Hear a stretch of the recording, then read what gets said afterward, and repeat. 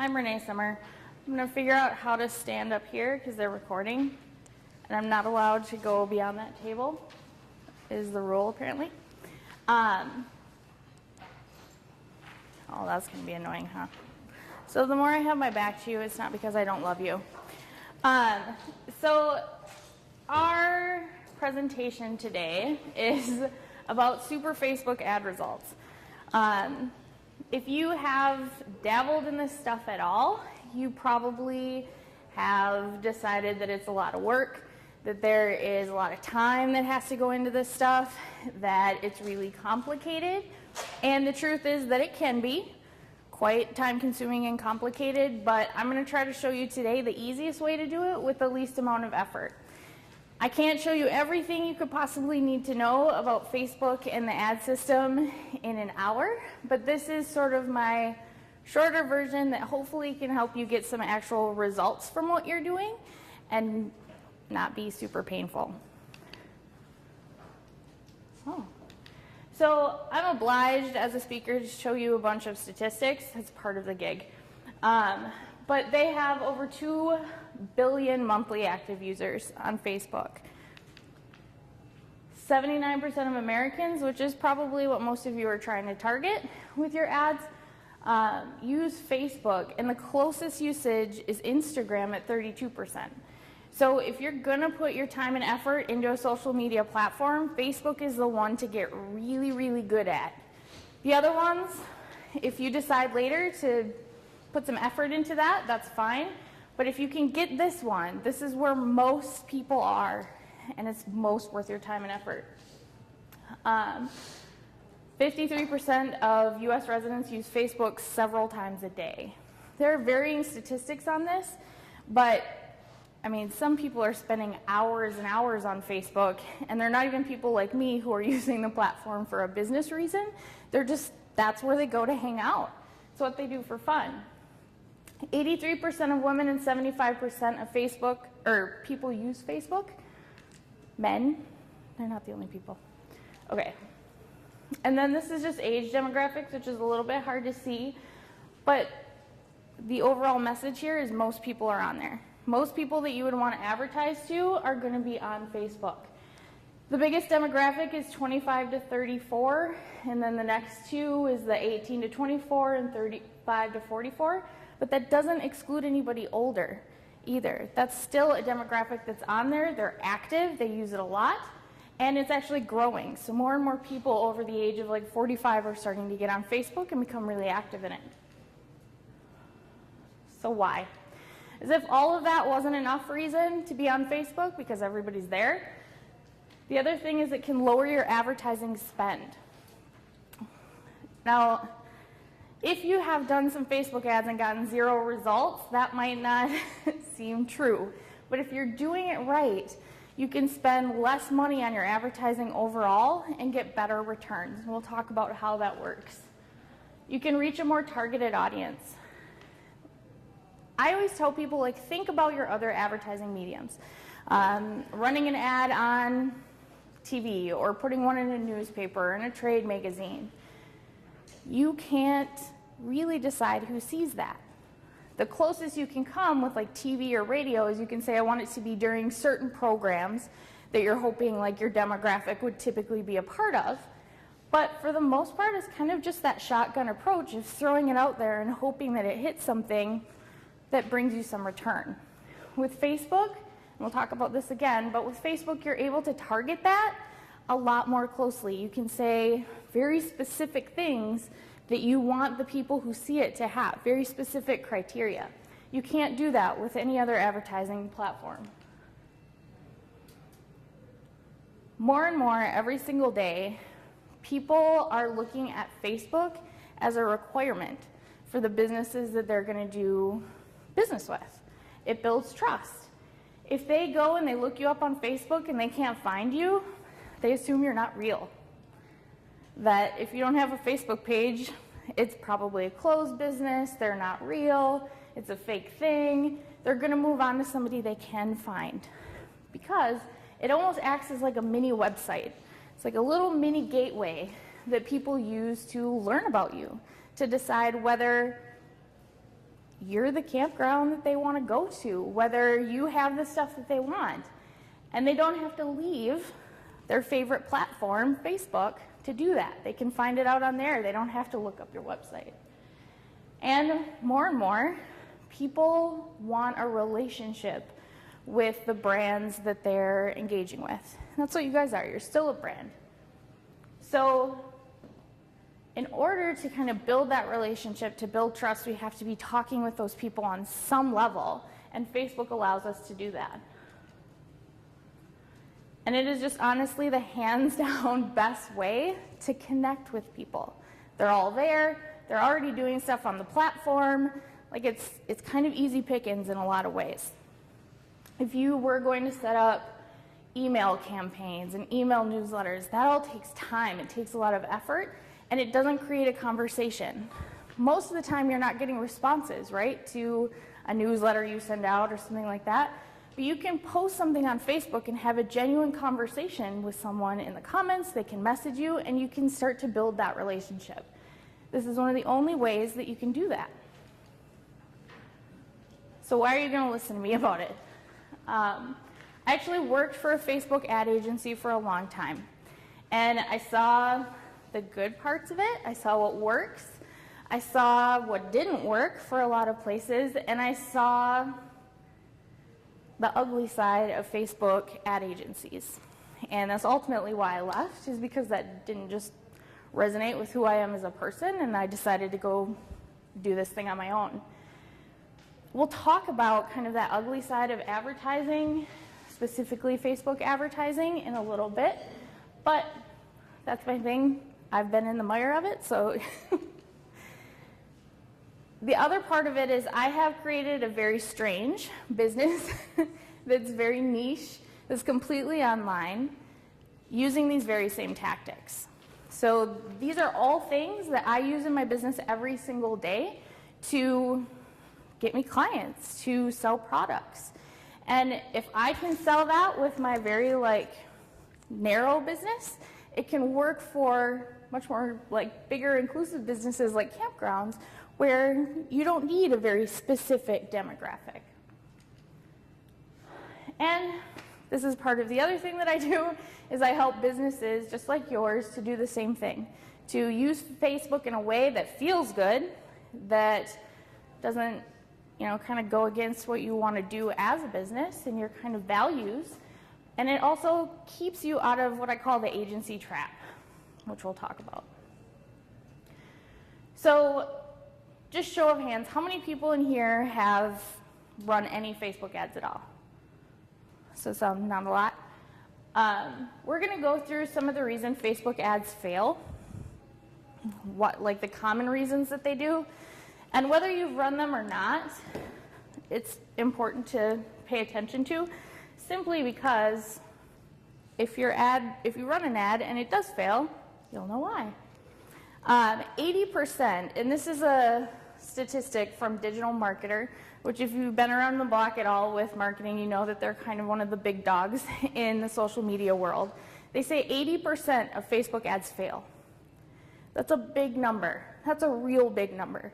But you have to remember these people are running ads for Nike, for huge companies that they don't really care. I mean, 80%, still 20% on a Nike campaign is going to send them an awful lot of business. For us little guys who can't afford to spend $10,000 a day on advertising, we kind of hope that that number is a little bit better for us, and I'm going to show you how to do that. So one of the reasons is an unclear audience, which you might be thinking, I want people who are campers. But we can get a lot more specific than that and get better results. When we try to market to everyone, and even everyone who's ever been interested in camping, we're talking to no one. And we'll talk about that a little bit more in messaging. But when we're just guessing, what are people like? We're guessing what they're interested in. We're guessing what kind of content they want to see or what kind of messages resonate with them. As long as we're doing that, We're just kind of talking to ourselves. When we think of your own social media feeds, you're scrolling, right? You're not spending a lot of time figuring out if the stuff you're looking at is for you. It's like 3 seconds or less that somebody is going to look at something, whether it's an ad or a post, and decide, I care about whatever this is. This is me. So we have to be a little bit more specific. So when it comes to your audiences, really think about the fact of, like, who does my campground really speak to? Do I seem to attract, like, the family people more? Like people with kids who are coming to do that kind of stuff? Am I the campground where all the hunters come to hang out? Like, you might have sort of a niche group already that you're not connecting with in the right way.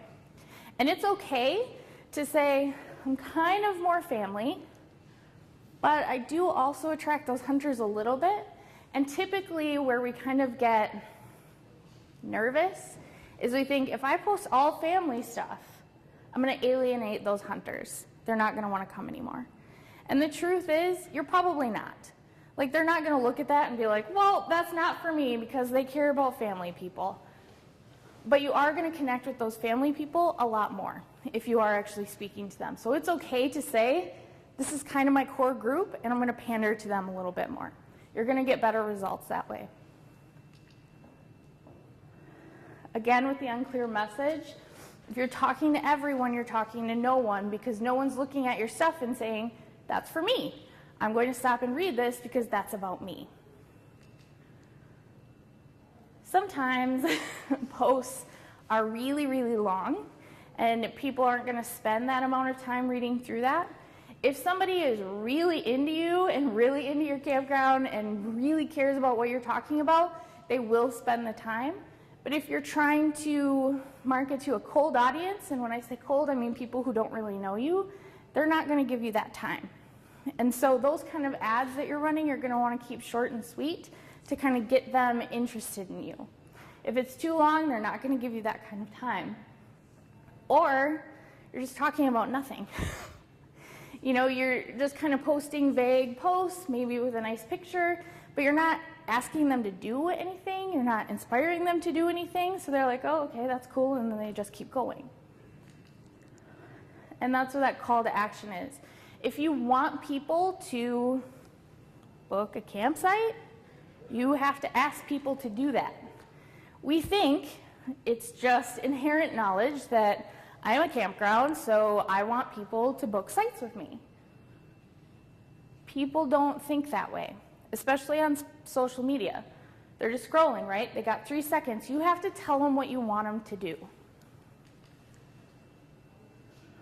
So here's the other reason that Facebook ads fail. And I'm going to tell you that ultimately you don't need a huge budget, but if you've run ads and they didn't work out, this might be part of it. You just didn't have the budget you needed for what you were trying to do. Either you can't spend enough to properly test it. So if you're going to an audience, again, that's considered cold, that doesn't know who you are, you might have to test that message. Again, you're not necessarily going to know the thing that's going to sell somebody right out the gate. You might get lucky, post an ad, and it goes wild. Odds are pretty good you're going to have to tweak it a little bit here and there along the way to really get that figured out. And if you only put $5 behind that ad and it runs for 2 days, that's not enough time for Facebook to even figure out who wants to see your stuff. It needs to run longer than that. It needs a little bit more money. And if you're running a big ad campaign, something like a video view or a conversion ad, it needs a lot more money behind it. And when we're testing, typically we would like to put out, let's say, 3 ads at a time to different audiences to try to get some traction and figure out what's working. Well, you can post 1 at a time, and it's going to take longer. But if you go into it thinking, I'm going to post this one, and I'm going to get all kinds of crazy great results, and I'm only going to spend $5, that's probably not going to work out for you. And so you may have considered that it failed. So you ran this thing, and now you're in the camp thinking Facebook ads don't work, when really they didn't even have a chance to work. This is something people worry about a lot. There's always a way around a saturated market. They're also pretty rare. There's a lot of people on Facebook. To say that you have completely saturated a market is going to be pretty surprising. You could all be running ads in here, and there's a good chance that depending on how you targeted them, all the same people aren't even going to see ads from each one of you. So the odds of a saturated market are pretty slim, but if it is, if you happen to just have that market, there's a way around it. There's always a way around it. You just have to be a little bit creative. News feeds do get flooded. Thank you. And so, I mean, think about your own. When you scroll through Facebook, you see ads, you see posts from your friends, but sometimes someone will say something like, hey, did you see that thing I posted? And you're like, no. Or you go to a business page because you're like, I can't remember what their phone number is, so you look it up, and you see all these posts that you haven't seen. There's only so much real estate on a news feed, which is why we have the Facebook algorithm, which you've probably heard about and we will talk about. But we have to do our best to show up in that feed, and I'll show you how to do that, both with paid ads and also just with anything that you're posting. Ultimately, a saturated market comes back to targeting. If you're being really broad with your targeting, there's a good chance that you're going to just end up getting lost in the jumble, especially if you're not spending a lot of money. You're ranking pretty low on Facebook's priority list, and so if you're just saying anyone who's ever been interested in campgrounds ever, there's an awful lot of people that are doing that. We wanted to be a little bit more targeted. And this is what we call the agency trap. So if your ads have failed, it may be because somebody gave you just enough information that you would fail. Agencies want you to fail on your own. They're a business. They need people to pay them to run ads for them, or they don't have a business. So the actual model for most Facebook ad agencies is they have a webinar, right? A free webinar. And so you go and watch the webinar, and you get all excited about all the stuff you're going to do with Facebook because this webinar tells you some tips to get started, and it tells you all of these great results that people have gotten with Facebook ads. And so you go out there and you run your first ad, and it fails. So then you're like, oh, you take that on yourself, right? You're not going to blame the ad agency and their webinar. You failed as a person. So what do? You go and buy one of their programs. And these programs can run anywhere from $199 to a couple $1,000s. So you go through their program. It's a training thing. You learn just enough to maybe get some good results, but not like amazing results. So then what do? You hire them to do it. And that's their ultimate goal, is to get you to hire them to do it. And if you're not going to do any of that, you can't afford it, you'll stay out of the feed. You'll give up.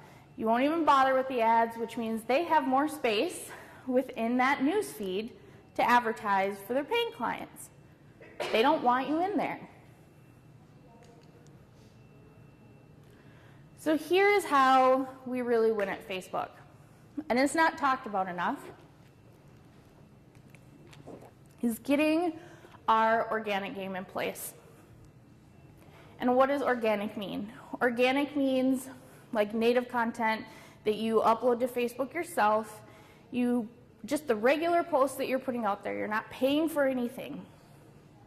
And when you look at your business page, it will show, down at the bottom of your post, it'll show how many people you reached, which is generally, for most people, a really small percentage of how many people follow their page. So if you have 400 people who follow your page, you're going to have a couple posts that are like 6 people reached. And then you might have some that are like 40 people reached. That's actually pretty solid. Little disheartening for most of us, but that's pretty normal, actually. So what we're trying to do, The best thing any of us can do as business owners who don't want to spend a bunch of money is figure this part out. Figure out, how do we get our normal posts to show to as many people as possible? And what does that do for us in the long run? It means that when we run an ad, we can use those same tactics that will work for Facebook. We'll get better results. We can boost those posts for just a couple of dollars and get much better results on those than we would a big giant ad campaign. So what do I mean when I say organic game? We have to have a strategy in place to actually make this happen. Some people get really lucky and they just post stuff and they have the right messaging and they have the right picture and it goes crazy. They got lucky. If you don't have a plan behind it, if you don't have a reason behind what you're sharing, you're probably not going to get anywhere and you're probably going to waste a lot of time. So this is the most important part, and they are bringing a handout back to us. They didn't print it. So I'm going to break the rule and I'm going to cross this threshold that I wasn't supposed to cross. I'm a rebel. Oh, okay. Will you hand this out for me? So if there's nothing else that you take from this presentation, I want it to be this. Because even if you never run a Facebook ad, you're going to get better results from the organic posts that you're putting out if you get this part really figured out. And what you're trying to figure out is who your audience is and what they want to see. Your content, and this is a hard one, we can all take a collective breath as business owners because this is surprising to us. This goes against every marketing rule we've ever learned. Your content is not about you. No one cares about you. They care about themselves. And so if all you do is talk about you all the time, that's kind of boring. They don't care about that. They care about them. And when we post stuff that speaks to them, that's exciting. They like that. They'll engage with that. We have to know what it is that they want to see and what keeps them engaged on Facebook. Now, your handout walks you through some of this stuff. You can fill this out, but you don't have as much knowledge as you think you do about what it is that they want. You don't have as much knowledge as you would hope that you do about your people. And the best thing you can do is go on your Facebook page and find that person that's like diehard, that comes to your campground, first of all, that actually shows up and spends money at your stuff, but who actually likes your stuff, who engages, who will comment, and actually ask them some of these questions. Because if you interview them in this way, and it's okay to say, we're trying to get our marketing figured out, and it would just be really helpful if you would spend 15 minutes on the phone with me just kind of talking through this. It's weird. It'll be weird the first time, but if you can do that 3 or 4 times with different people, you're going to have a much different understanding of this stuff. You're going to have a much different understanding about what they do. Because even if you consider yourself a camper, you are a business owner, and they are not. So you are inherently different than they are.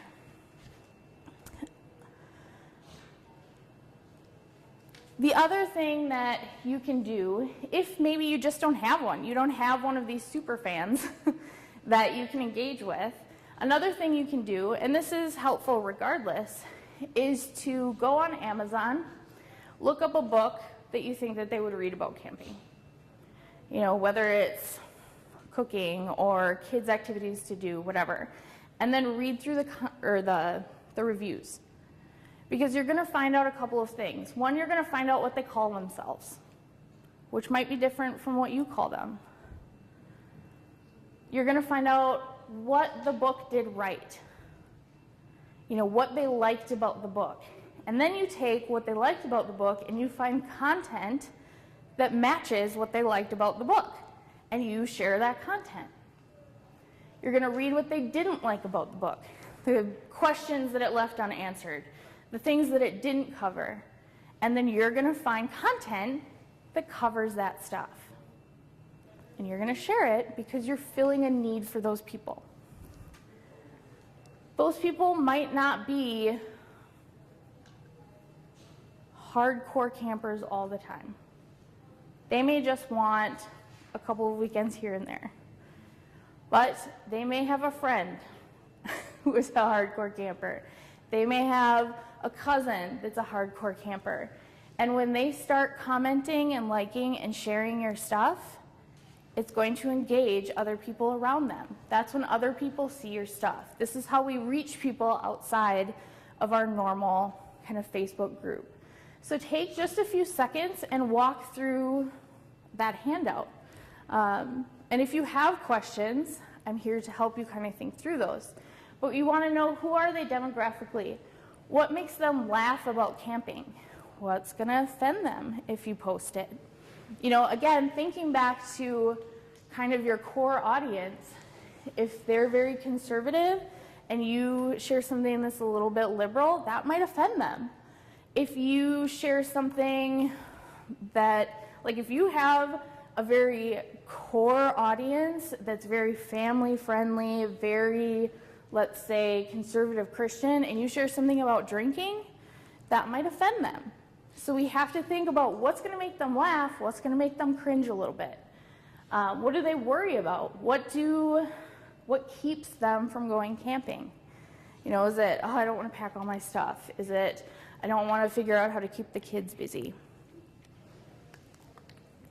All of that stuff is stuff you can address with your content that's not only going to just make them like you more and share your stuff and talk about your stuff, but it's going to help them to actually come and go to your campground and want to do what you're doing. So take a couple of minutes. I don't know how I'm doing for time. We're doing okay. And just fill that out. Go.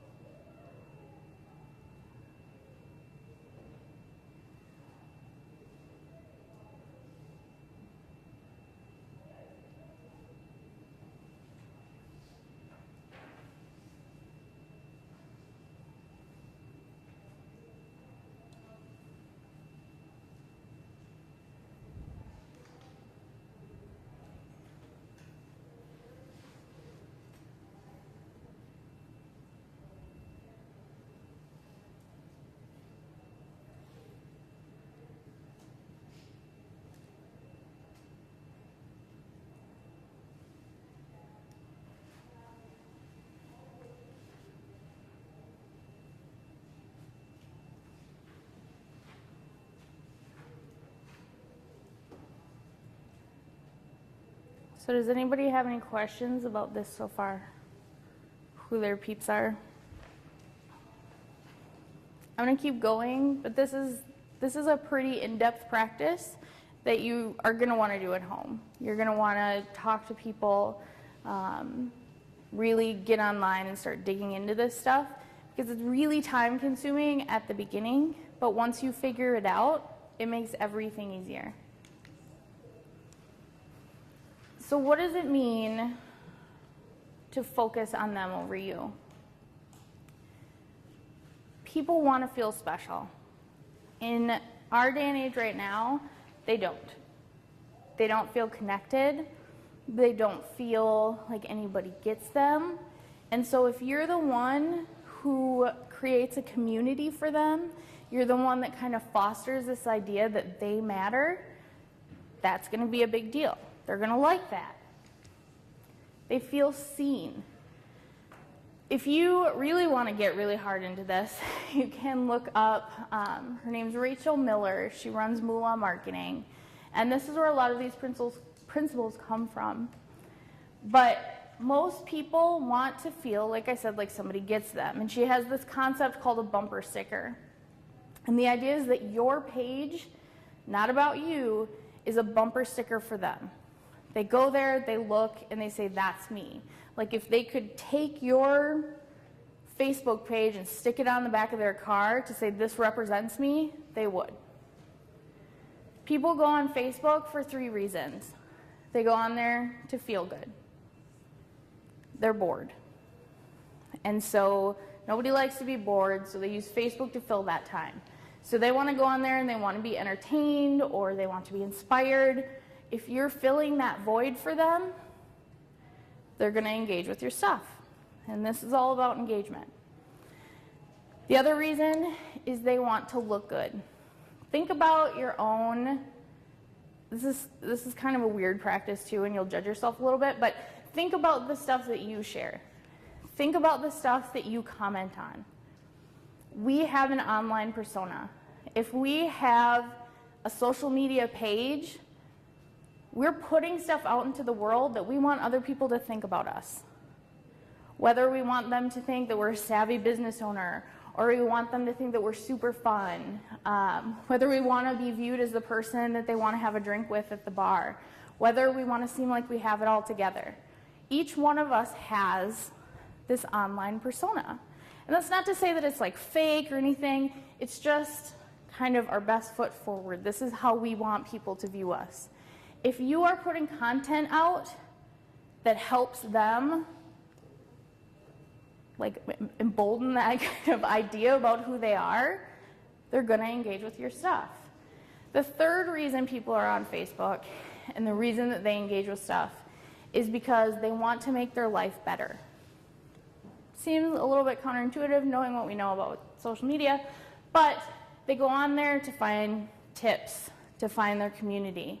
And they share this stuff, and this goes a little bit back to making them look good, but they will share things that they figure will make someone else's life better. They'll share those tips about camping. If they think their other camping friends would find it useful, they will share that stuff. It's the same thing all of us do. Go take a look at your own feeds, and you'll be like, oh, yeah, there it is, all 3 of those. Even your sales posts, the ones where you are actually trying to get them to do something, whether it's an ad or just a post, should be about them. You don't have sites to fill. They don't care. They don't care you have sites to fill. You have opportunities for them to get away. That's a powerful difference in copy. That's something that will make someone go, yeah, okay, let's go. I wasn't planning on it this weekend, but let's go. Because there's an opportunity for them. That's about them. They don't care about filling your sites. They have no reason to want to do that. But they do have a reason to want to get away. They do have a reason to want to get the kids out of the house or whatever it is. That will get them to do something. So what does any of this have to do with organic reach? And what does that have to do with making any money, right? Because that's what we're doing. We're trying to make money with our businesses or we wouldn't be doing this. If you are posting the stuff that they're going to engage with, you can take likes to the bank. I realize this. You can have a viral post that sees 1 million people, but what good does that do you if you have empty spaces all year long? I get that. But when they engage, it boosts your reach. So if you have 400 people on your page, you're typically only showing it to about 40, you'd be really lucky to get any result out of those 40 people. If your page with 400 people reaches 4,000 people, more people than are actually following your page, you have statistically, right, a better chance of getting a sale out of 4,000 people than you do 40. And if you can convert those 4,000 people into actual followers of your page, it's going to help an awful lot. You're going to have them engaged in your stuff.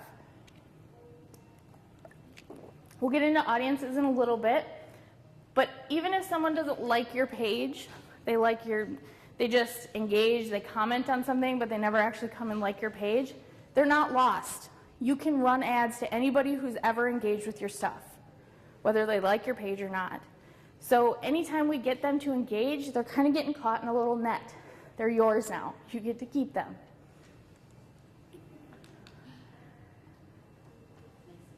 They don't care, like I said, about filling your sites, but they care about their bumper sticker.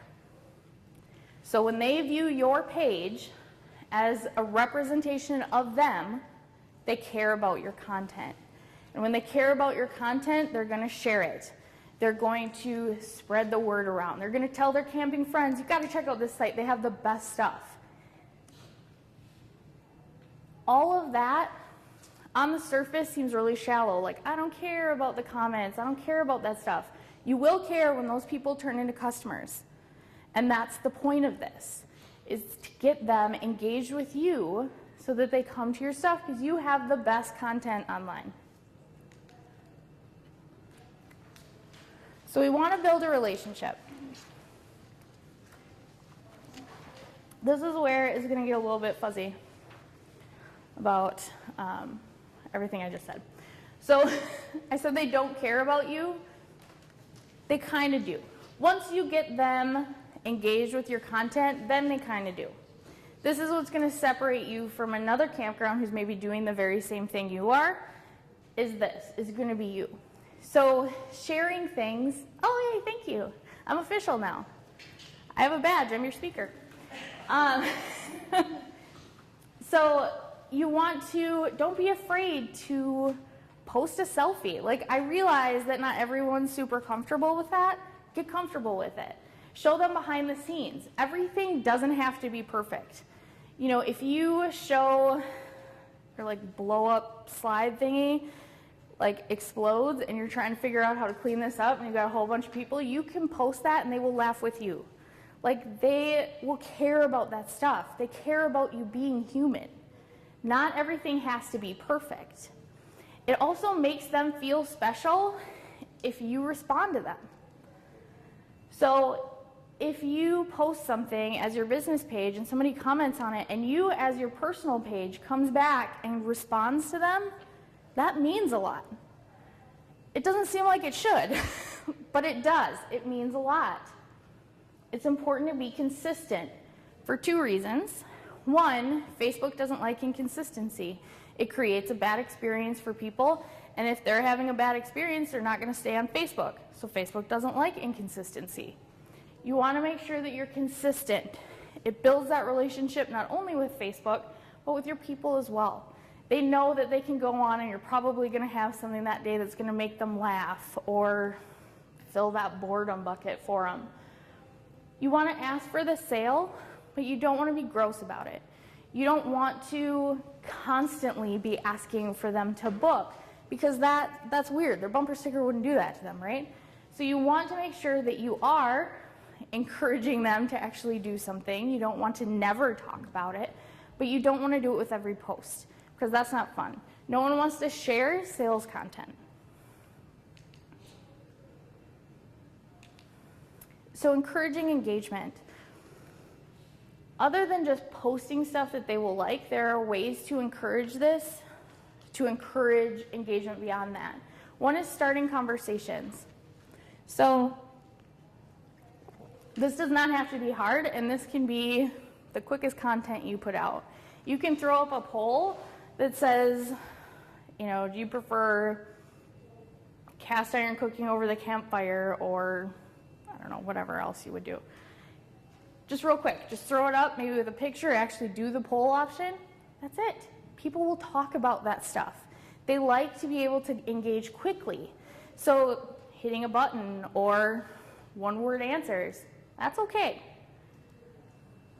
Anything you can do to ask a question that actually encourages taking the next step is a good thing. And you don't necessarily, I think this is hard for a lot of people, but you're not asking them for advice necessarily, even though it might seem like you are. You don't actually have to take their advice.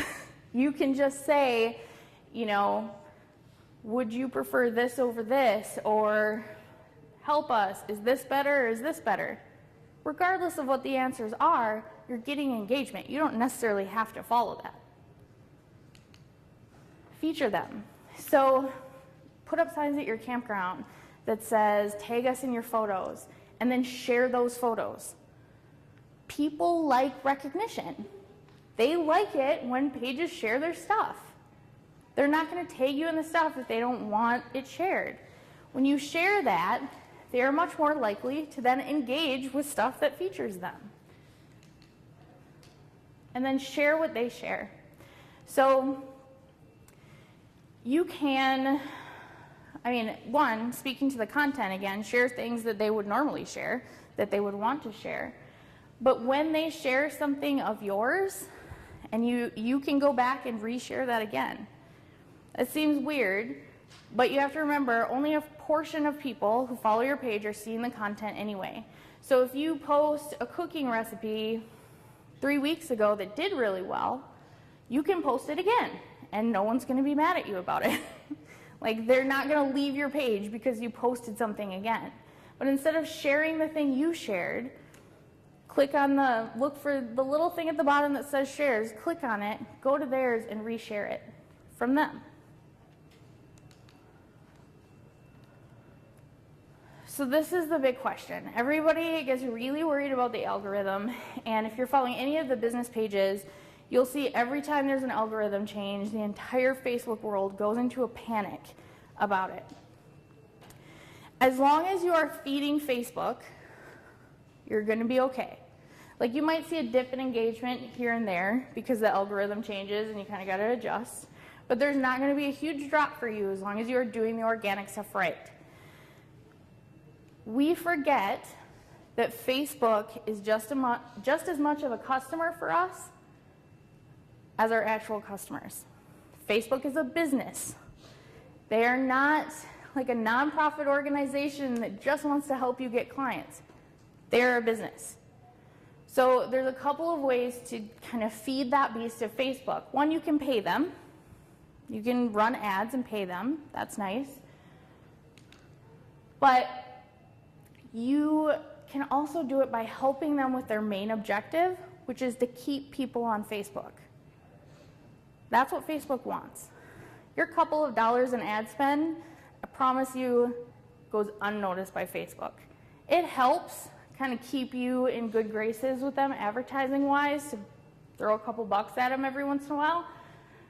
But for the most part, nobody in this room is going to even rank on their sphere of paying attention. But you can help them with their main objective, which is to keep people on the platform. So if you are posting a lot of links, you are driving people off the platform. They don't like that. They want to keep people on there. So don't post a lot of links. Don't post YouTube videos. YouTube is one of their biggest rivals. If you're posting stuff from YouTube, that irritates them a little bit. Everything that I just talked about, the posting the content, all of that, helps with the algorithm. So every time an algorithm change comes in, you don't have to panic while the rest of the world is freaking out. So this is the secret. They don't want you to do good. I kind of already mentioned this. Like the more you fail, the more you'll probably pay them to do stuff for you. Oh, there's top secret, I forgot. But this is the bigger secret. If you're doing really well organically, you don't need them. You're not going to need them. The only companies that need a Facebook ad agency are the people who are running tens of thousands of dollars in ads. And they need them just because it's a lot of work and they don't want to deal with it. We don't, as small business owners. So here's the difference.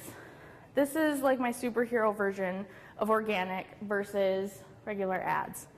Ads themselves are like the bumbling sidekick, right? That when they do well, they're really helpful. They get you out of a jam, right? But for the most part, they're more work than they're worth. They take up more resources. You spend all your time trying to bail them out, right? Where a real hero here is organic. Because if we're doing really well organically, we can just boost the post and throw a couple dollars behind it, and it's no big deal. We don't have to spend $20 a day or worse. So buy ads. So who are you talking to? You're going to use the information that you fill out on here to really figure out who your audience is. Your followers, and probably their friends, like most people have friends with similar interests, right, are going to be your best audience. Facebook's own research found that everyone is no more than 3.5 degrees separated from each other on Facebook, which means you're only like 3 people away from a Kardashian, which is either really great information or terrifying. But the best way to overcome the algorithm, the best way to really win on Facebook is to connect with your followers and their friends. So you can run an ad pretty easily. You can boost a post pretty easily to your followers and their friends. Now, okay, we'll keep going with this before I get sidetracked. Facebook pages with smaller followings typically have a better engagement rate. So that's some good news if you don't have tens of thousands of followers, is that you're probably going to get better results organically than a big page would, because Facebook's going to try to get those huge pages to pay for that. If you have a post that does really well and people are commenting and they're sharing it, they're liking it, that's called social proof. And we all like social proof. You know, if you see an ad before you click through on Facebook, what do? You read the comments. You see how many people have liked it. That's all social proof. It makes us feel better when other people have already done what we're talking about doing. And it'll help you convert better. So if you have a post that's doing really well and you just boost it for $3 or something, you're going to get better reach than you would if you boosted it before all of that social proof showed up. So use what you know about your audience to target them. And this is thinking about, like, if you want to get new followers or you're trying to get the word out outside of like your current Facebook fans, use what you know. Use the pages that they follow, or the article, or not the articles, the books and magazines that they would read. Use that to target them.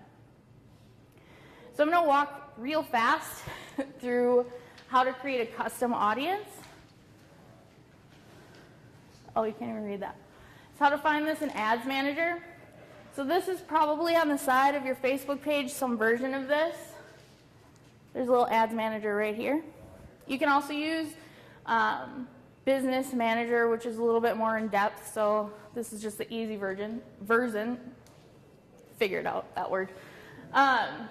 You're going to click the little drop down here, and then this says Audiences. And it's going to bring up this. This says Create an Audience. Arrow. It's going to bring this up. So with this, you can do a number of things. You can target based on location. You can target based on interest, which is what that is about. You can also create custom audiences, which if you do have like an email list, you can upload that into here and Facebook will find those people and you can send ads to your list of people that you already have. The options are exhaustive in Facebook. They recently, because of all of the privacy issues and whatnot, scaled this back a little bit because they had creepy level of ability to target people, so they scaled it back, but it's still a huge list that you can target people with kids. You can target people who are interested in certain pages or people who are active buyers, so they buy things online a lot. The list is exhaustive, but again, you're going to use what you know about people to try to target them. This is what we're shooting for. If we have a really narrow audience, it might be too small. And this is going to come up on the side of that page as you're fiddling around with who you're going to target, and you're going to see one of these. We want to go for clearly defined. We don't want too broad. That's too big. That's where we get lost in the news feed. We don't want it so narrow that maybe no one will even see it. We want it in that clearly defined space. So when do we boost a post? When you've got one that's already doing good, that has that social proof on it already.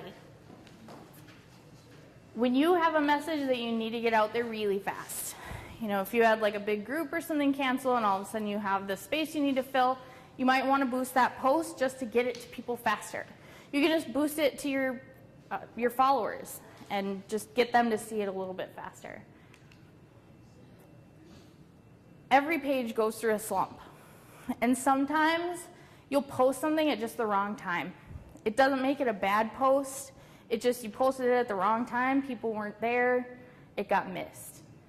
If you post something and you're like, I knew this was going to be good, I don't know why this isn't doing well, throw a couple dollars behind it just with a boost, and then you'll know. You'll know whether it really wasn't as good as you thought it was going to be or it was just bad timing. And again, if your budget is small, boosting is the way to go. Most of the ad agencies will tell you not to boost. But what do we know about ad agencies? They want you to spend big money, and boosting is not big money. So don't be afraid to boost posts. So how do you boost a post? I'm going to do this real fast too. The easiest way, you can do it with an ads manager, but the easiest way, this is me and my dogs, is down here in the corner. It says boost post. You hit the button, it brings up the stuff. Facebook wants you to advertise. Guys, they're going to make it as easy as they possibly can. So this is where you can enter in like your demographic information that you want to boost it to. Go. It'll give you this option, whether you want to get more people to basically engage with it, you want to reach people likely to buy from you. Unless you're actually selling a product, that doesn't really apply. Or if you want people to message you, there's that option too. This is the button that you can put on there where it'll say like shop now or learn more, whatever. Don't do that too much. Then it looks like an ad. If you leave the button off there, then it just looks like a post. And people like posts better than they like ads. So this is the options. You can shop now, book now, learn more, sign up, all of those. Again, use those sparingly. What's this now? Oh, how many days you want to do it for, how much your budget is. You can do it for as little as $1 a day. It doesn't have to be a lot. And then you just hit the button. So when you run an actual ad, you want to have a strategy, first of all, before you do this. And you probably want to have boosted some posts to see what kind of worked. But if you don't have a lot of followers and you need to get it out there quickly, you can run an ad. Just make sure that you have a plan. And use the stuff you know about getting good organic engagement in here. So if you run an ad that talks about your open sites or whatever, you can also ask, what do you look for in a campground? That conversation starter will get people to respond to your ad. They'll actually comment, they'll like, they'll share it when it feels less like an ad and more like a post. Why is that good? Because it'll act just like a post. You can actually share that ad on your page and it'll look just like a post. It'll act like a post. And when more people are engaging on it, people will see it organically that you're not paying for. If people are engaging, it shows to their friends without you spending a dime. It also boosts what they call the relevancy score, which is how Facebook figures out, like, do people like this ad, do they not like this ad? The lower the relevancy score, the more you're going to pay to get it in front of people. But if people are really engaging with it, and it's like a 10 out of 10, you're going to pay cents. I have one running right now that I pay less than 10 cents per engagement on. And it's got over 4,000 people reached, and I've paid less than $10 to do this.